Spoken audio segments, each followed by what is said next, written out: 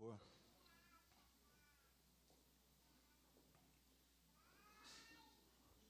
Gente, aqui está o pastor Filadelfo, para quem não conhece, o amado, amigo nosso de muito tempo. Nós oramos esses dias lá pela família, vocês se recordam? Conflito lá na Bolívia, né? Mas ele está aqui hoje e vai estar falando um pouquinho para a gente, tá bom, gente? Amém, amém. Tu conservarás em completa paz aquele cujo pensamento em ti persevera, porque em ti é confiado. Amém? Isaías capítulo 6, versículo 3 diz assim: Santo, santo, santo é o Senhor dos exércitos.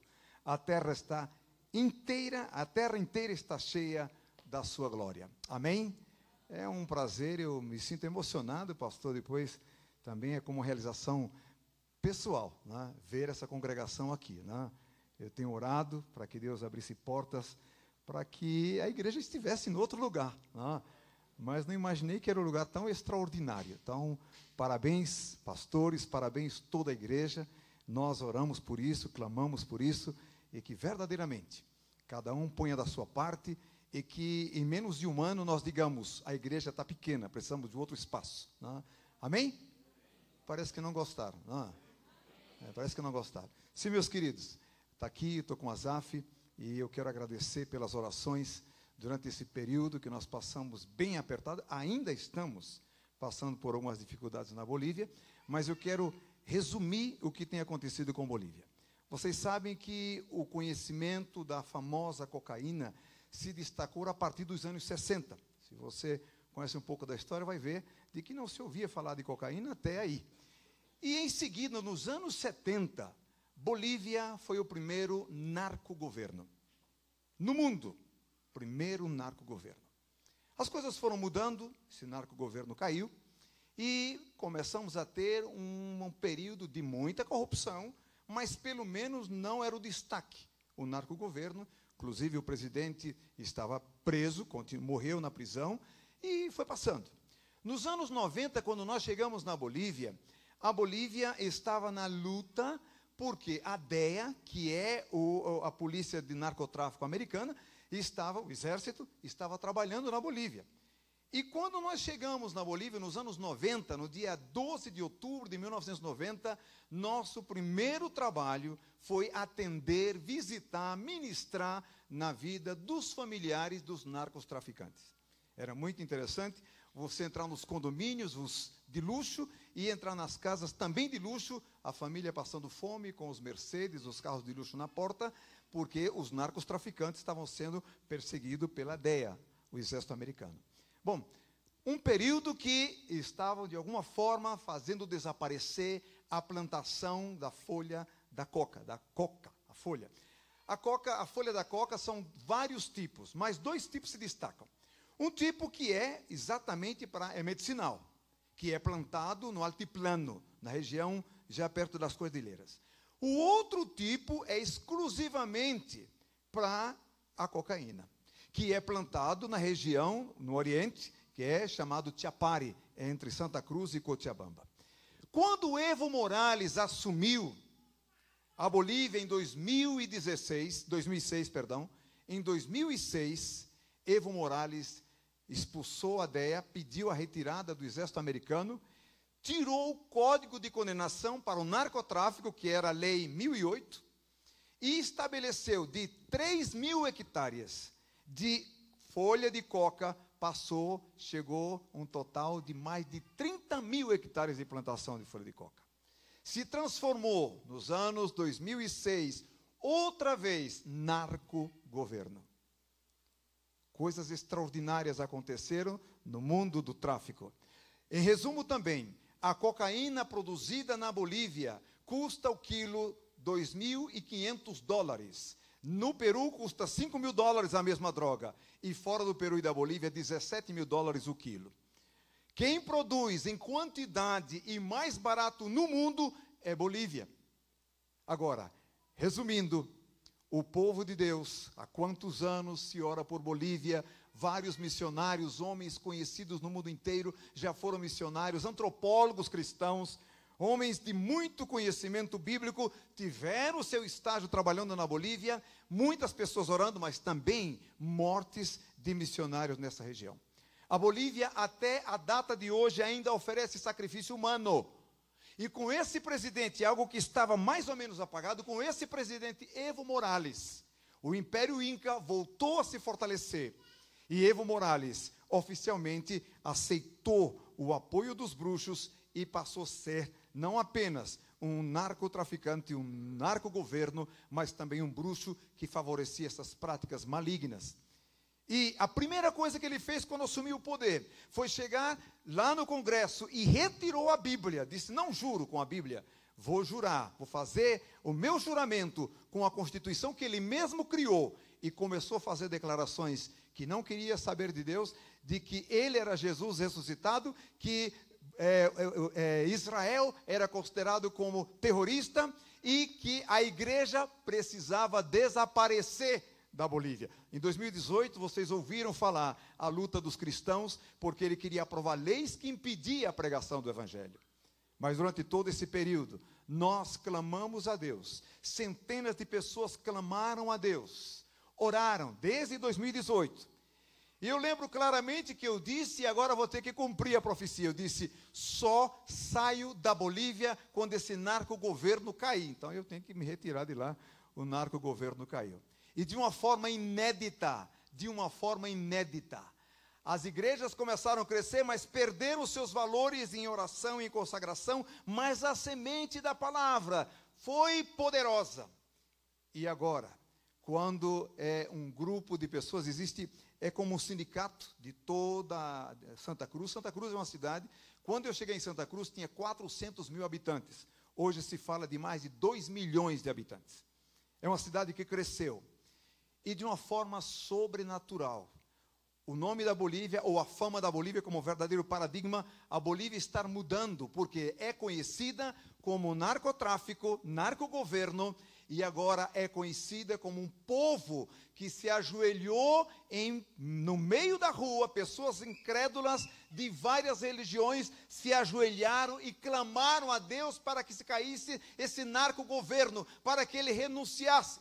21 dias de luta, 21 dias de uma manifestação uma manifestação que parou todos os movimentos na Bolívia em 21 dias. Esse governo, de uma forma inédita, um ditador, impossível, humanamente falando, renunciou, saiu da Bolívia. Quando ele abriu os olhos que tinha renunciado, que ele descobriu que tinha feito uma besteira. Meus queridos, esse chama-se poder de oração. Deus fez algo sobrenatural. Nós pedimos reforço aqui, pedimos reforço na Alemanha, pedimos reforço em várias partes do mundo. Sigam orando. Mas o inimigo foi derrotado na Bolívia. Muito obrigado. Essa não é uma vitória nossa, não é uma vitória minha, é uma vitória nossa. Que Deus possa abençoar vocês. E continuemos orando pelo nosso povo no Chile, onde estivemos também. Oremos, há um fenômeno sobrenatural em toda a Latinoamérica. Mas volto a dizer, nós sem dúvida nenhuma já estamos vendo a glória em toda a terra. Amém?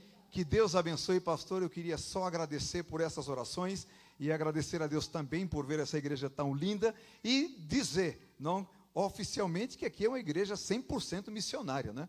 Hoje é a prova disso. Um abraço bem grande e que Deus os abençoe, queridos. Mas eu queria compartilhar isso justamente porque depois de 99, algo grande na nossa vida começou a acontecer. E eu sei que Deus, Ele usa a nossa vida e Ele usa a forma de tratar com você, comigo, e com o seu vizinho, com sua mãe, com seu pai. Ele usa a forma de tratar conosco. Vocês dão licença um pouquinho?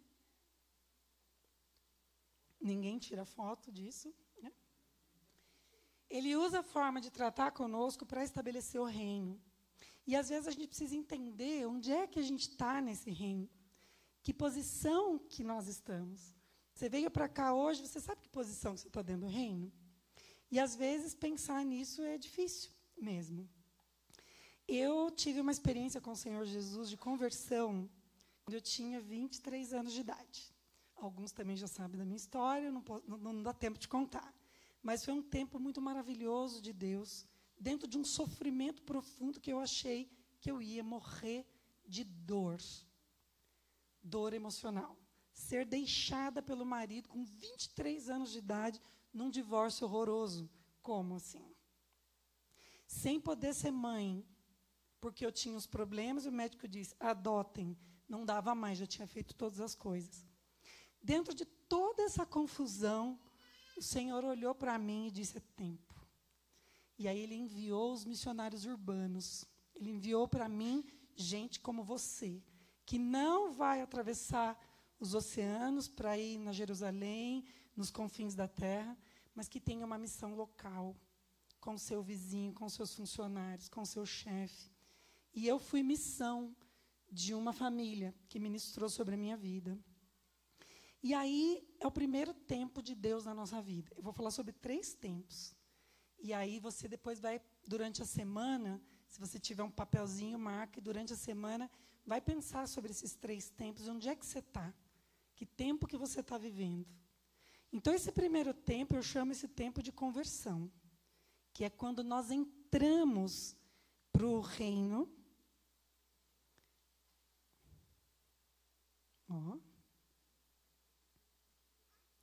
Quando nós entramos no reino e quando nós ficamos muito animados com a salvação, né? Se você ainda não aceitou Jesus como Senhor e Salvador, toma essa decisão logo hoje, porque é incrível, é sensacional, é deslumbrante.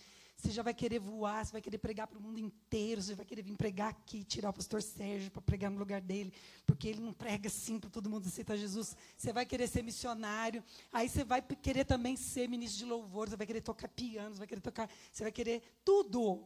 Você vai querer tudo, porque faz muito sentido. Você sai das trevas, é como a luz acende. É como se você tivesse vivido num quarto fechado e, de repente, você descobre uma posição.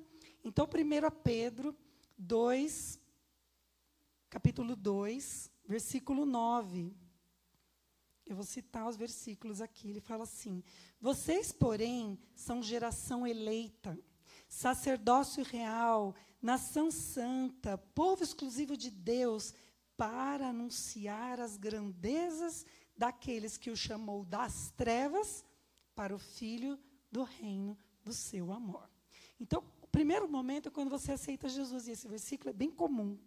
Nós cantamos esse versículo, nós decoramos na escola dominical, na classinha, porque é sensacional e é real. Mas você se tornou geração eleita para exclusivamente anunciar. Anunciar. Não é só falar, é anunciar, é fazer anúncios, se tornar um outdoor de Cristo.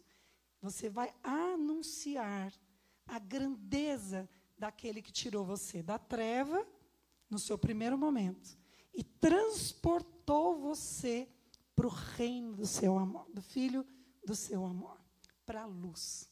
E aí você tem força. E aí você está no seu primeiro momento, que é o momento da sua conversão. Então, eu achava que eu tinha experimentado tudo em Deus, eu estava salva.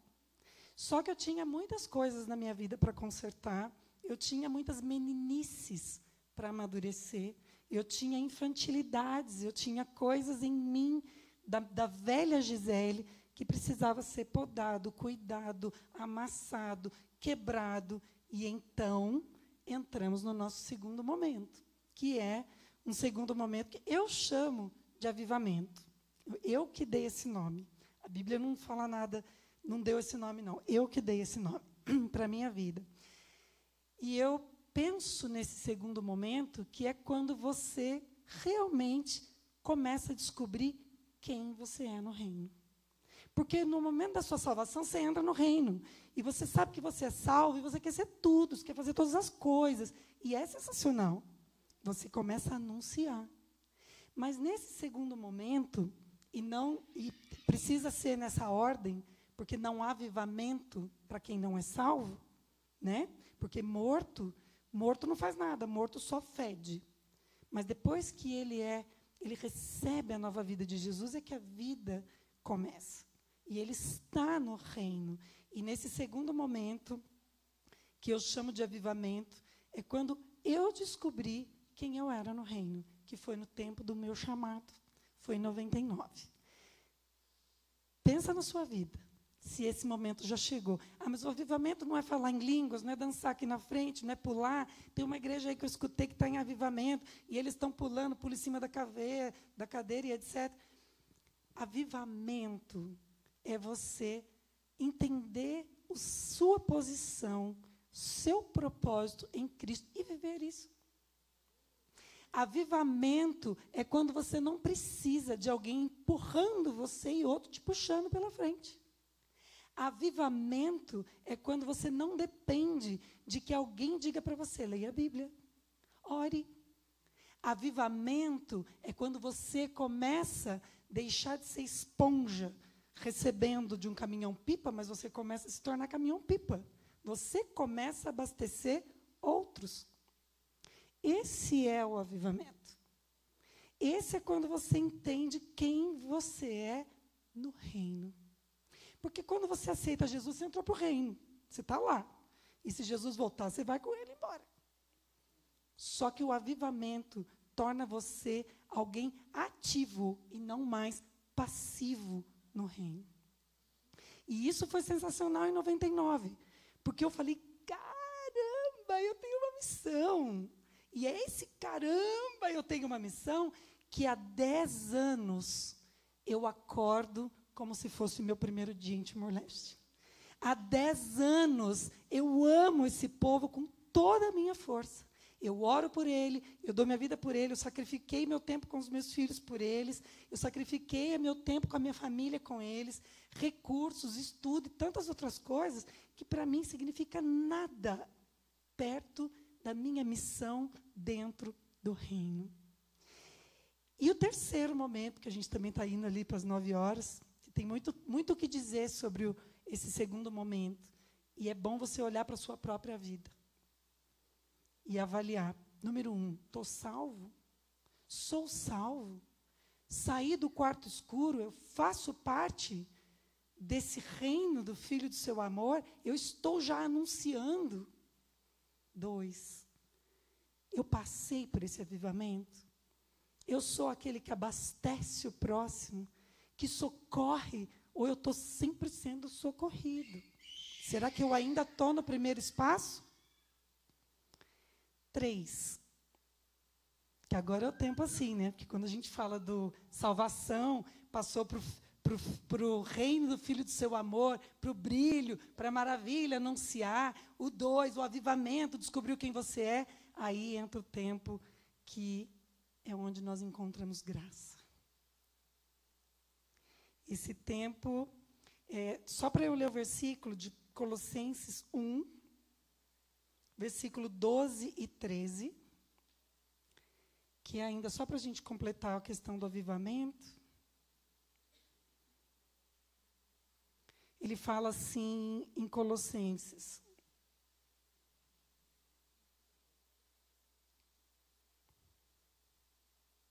dando graças ao Pai que nos tornou dignos de participar da herança dos santos no reino da luz.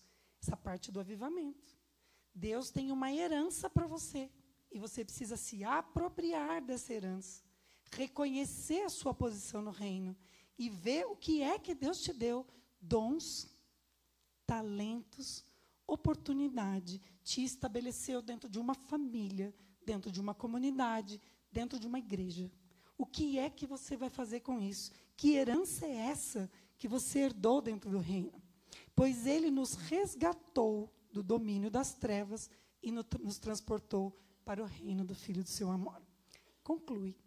Número 1, número 2. E a graça? A graça é quando você já está salvo, você já entendeu o seu propósito, e aí você começa a fazer tudo direitinho.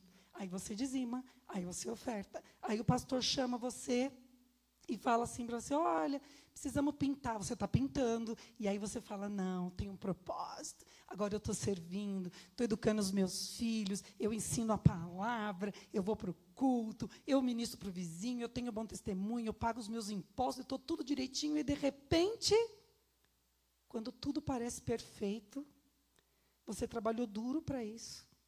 Você trabalhou duro para construir uma família perfeita, um trabalho perfeito. Parece que as coisas começam a sair do seu controle. E é quando o seu mundo começa a desabar e você precisa viver o que você pregou dentro da sua realidade de destruição. É o terceiro e mais difícil, eu acho. Ou nem sei se eu classificaria como mais difícil. Mas ele é, no mínimo, desafiador, intrigante. E, nesse momento, você vive face a face com o inimigo das nossas almas. É quando nós temos que entender o que o nosso amigo Paulo falou sobre tua graça me basta. É quando a gente olha para a nossa família perfeita e a gente vê que ela não é perfeita. Quando você deu o melhor de você para educar os seus filhos e eles não correspondem à sua expectativa. Quando você trabalhou, você deu duro, você foi em todos os ETEDs, em todos os cursos, em todos os coaches para o seu negócio. Tem tudo para dar certo. Você não é o improvável, você é o provável, você é a bola da vez, mas o seu negócio não vinga. É quando você ora por aquela cura e a tua cura não vem. Você dá a primeira volta em volta do muro, a segunda, a terceira, a quarta, se apega na palavra e disse, Deus disse, e o muro não cai. Esse momento é o terceiro tempo na nossa vida, que é tempo da graça. É onde nós realmente vamos ter que decidir se nós amamos o Senhor. E o que é que nós estamos fazendo no reino. É um momento onde nós não temos para onde correr, onde a nossa família não é suficiente, onde os louvores não são suficientes, onde nós muitas vezes clamamos e não é suficiente. É onde muitas vezes nós somos tentados a dizer ao Senhor, eu te servi. Eu tenho feito todas as coisas que o Senhor tem me pedido. Eu tenho dado a minha vida na tua obra, Senhor. Como que é isso? Não estou entendendo. E como um pai amoroso, eu sei que o Senhor não nos julga e não nos condena, como a maioria das pessoas fazem. Ele nos acolhe. Ele nos entende.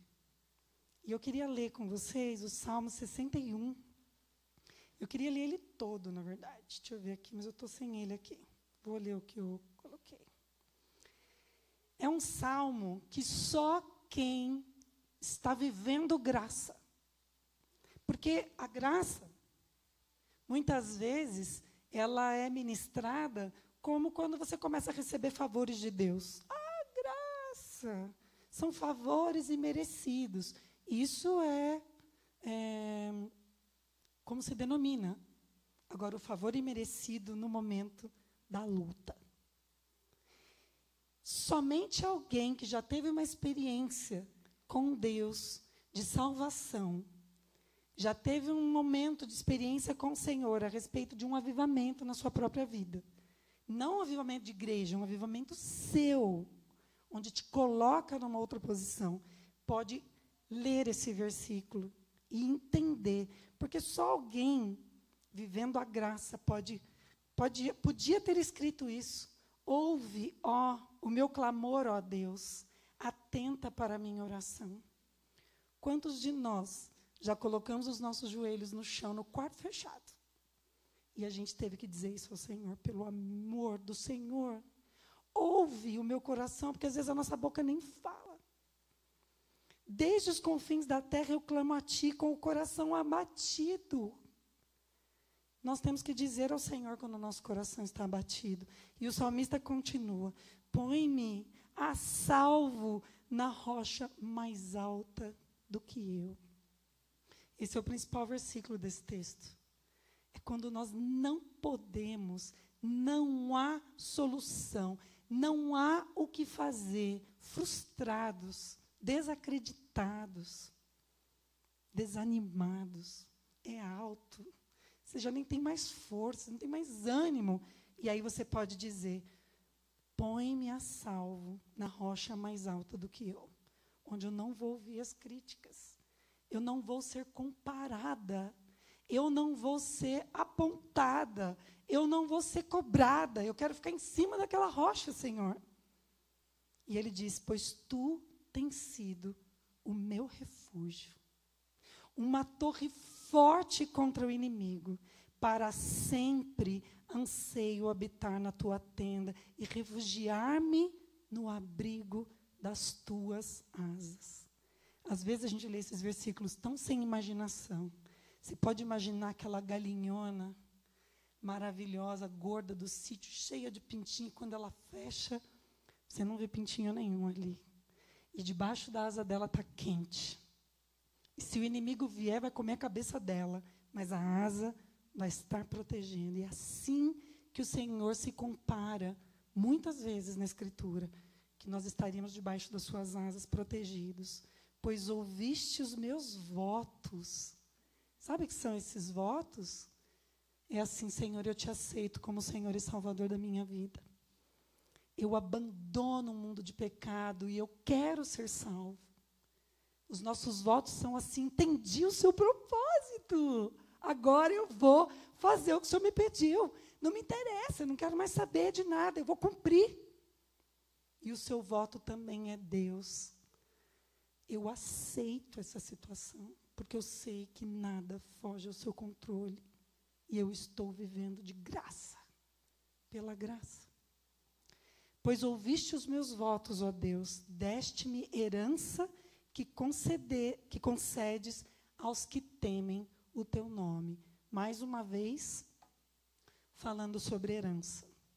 A herança é permanecer no reino. A herança é quando você fechar os seus olhos, ter um legado atrás de você, e não um império. É uma diferença muito grande entre um legado e um império. Essa herança é uma garantia que a palavra dele não volta vazia, por mais que você esteja desanimado.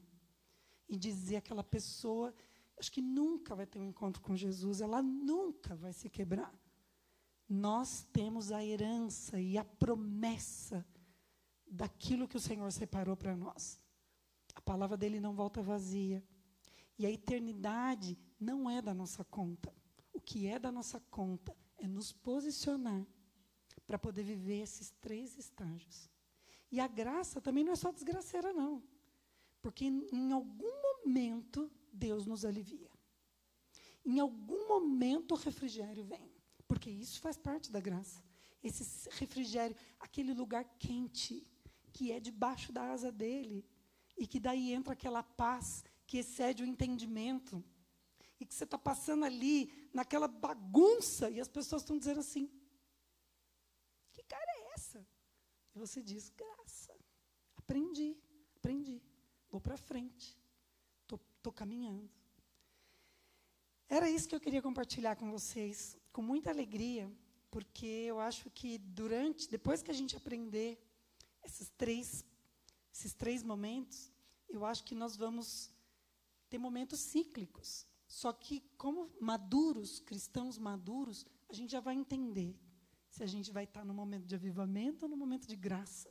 E nós vamos passar por isso com alegria, cumprindo a obra do Senhor, onde quer que ela seja, que ela esteja acontecendo. E eu vou dizer mais uma coisa para vocês antes de terminar. Eu hoje posso dizer a mesma coisa que o hino disse na Igreja de Santos. Eu louvo a Deus porque alguém enviou aquelas pessoas para me falar da palavra dele lá em 94, quando eu pude aceitar Jesus. E às vezes a gente se esquece de onde Deus nos tirou. Então glorifique a Deus pelas pessoas que ministraram sobre a sua vida e ministre sobre a vida de outros, porque senão você não vai ter como deixar legado nenhum. Mas eu creio que essa igreja tem feito isso nesse lugar e que você vai sair daqui hoje muito animado para conversar com Deus em que posição que você está. E você vai andar entre essas 3 posições e vai ser uma bênção, muito mais do que ontem e amanhã muito mais do que hoje. Amém? Graças e paz.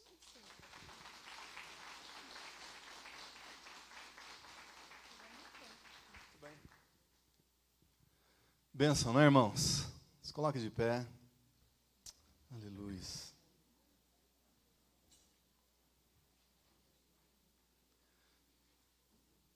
Quem ainda não chegou no primeiro estágio, gostaria de chegar no primeiro estágio. Quem já chegou no primeiro, gostaria de ir para o segundo e para o terceiro.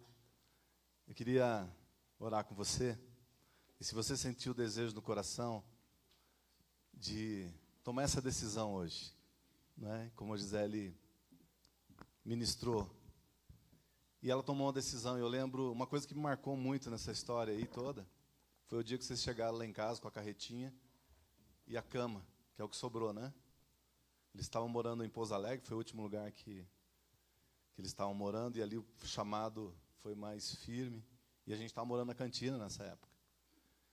E naquele momento ali eu vi que realmente eles entregaram tudo. Eles tinham construído, né, uma casa, fazia pouco tempo, né, uma casa novinha, né? E eles venderam a casa para comprar passagem para o Timor, para vocês terem uma ideia. Ninguém tirou de dinheiro do bolso e falou, agora vocês vão. Não, eles venderam a casa. E eu lembro que a última coisa foi a cama, né? Até ficou para a gente um tempo a cama. E eu falei, nossa, ela desprendeu mesmo. Isso é desprender, né? Das coisas. Realmente, então, foi verdade. E hoje a gente vê o resultado de tudo isso. Não é? Pessoas do outro lado do mundo sendo abençoadas por uma decisão, né? Que foi certa. Não é? Mais do que certa, né? Porque Deus não conta tudo para a gente. Não é? A gente só se dispõe, né? Como ele diz, né, para Abraão.